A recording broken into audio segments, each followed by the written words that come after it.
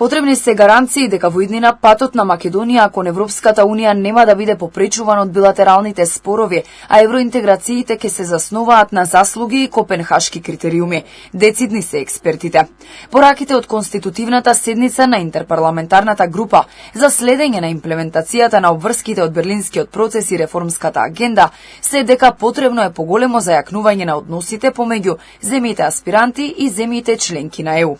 Марко Трошановски од Институтот за демократија Societas Civilis порача дека реформите се клучни, но исто така се очекува да се зголеми поддршката од страна на клучните играчи во ЕУ, дека по спроведувањето на обврските во однос на билатералните спорови нема да има други условувања. Условите под кои што земјите ќе преговараат, особено во делот на спречување на билатералните прашања да влезат во процесот на преговори и проширување, мислам дека ќе има обиди да бидат такви гаранции да бидат некако создадени низ различни механизми.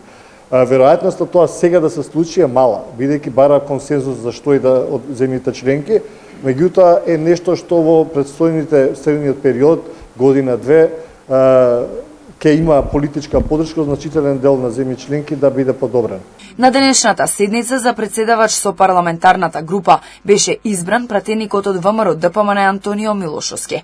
Трошановски смета дека ова е само прв чекор откако парламентите земаа поклучна улога во овој процес. Тој смета дека што се однесува до реформите на јавната администрација има застој бидејќи законите не се уште усвоени.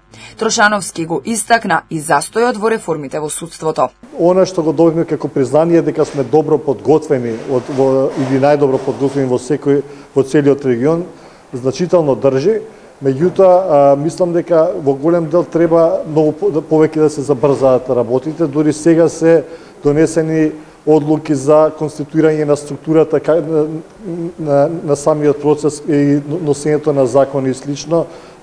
Законите од областа на јавната администрација, кои што се многу важни, каскаат исто така, реформа на јавна администрација, особено законот за високата раководна служба кој што долго време се одолговлекува. Берлинскиот процес започна во 2014 година како платформа за зголемена соработка меѓу 6 земји од Западен Балкан и Европската Унија. Тој требаше да го отвори патот за влез на земјите од Западен Балкан во блокот.